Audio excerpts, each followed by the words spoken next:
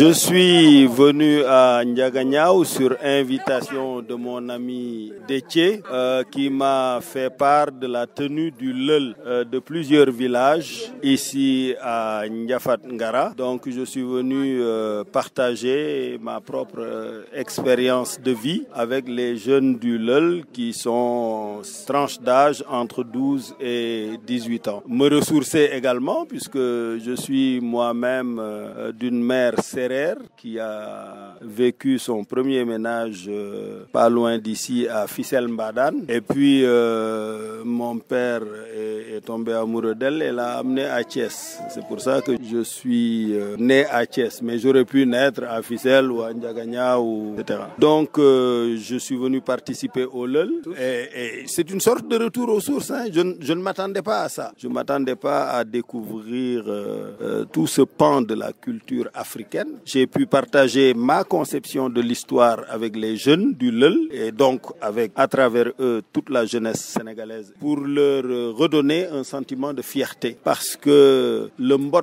qu'ils ont affiché, qui a la forme géométrique des pyramides, m'a remis en mémoire ce que Cheikh Anta Diop enseignait et que beaucoup d'égyptologues ont fini par accepter, c'est que c'est la Nubie, c'est-à-dire l'Afrique noire, qui a éduqué l'Égypte. Et l'Égypte des pharaons a éduqué la Crète, cette petite île au milieu de la Méditerranée, et c'est la Crète qui a éduqué la Grèce, et c'est la Grèce qui a universalisé cette culture africaine à travers les conquêtes notamment d'Alexandre le Grand, qui est le premier auteur de la mondialisation dans l'histoire humaine. Et à sa suite, il y a eu César, le Romain, qui a pu franchir le Rubicon, prendre une initiative que personne n'osait faire avant lui. Et César était inspiré par Alexandre le Grand. Ce qui a fait de César César, c'est qu'à chaque fois qu'il passait devant la statue d'Alexandre le Grand, il disait, celui-là à 33 ans avait dominé le monde, moi j'en ai 40, 44, j'ai encore rien fait. Et l'héritier de César dans cette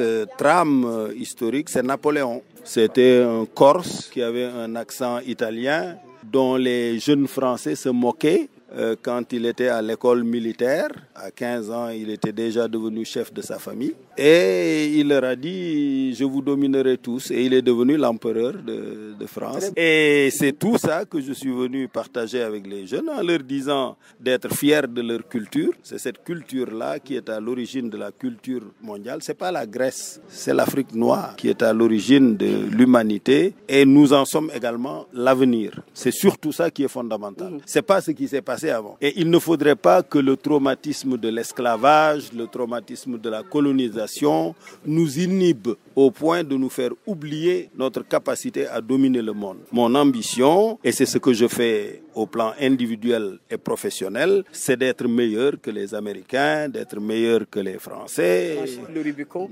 Franchir le Rubicon, il est temps. Maintenant, pas en étant violent, ça s'est dépassé, mais en étant simplement digne.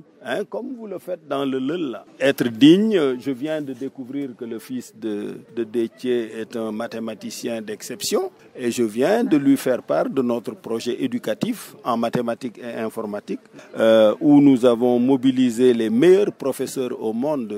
Le chef du projet du lycée numérique s'appelle Denis Monas.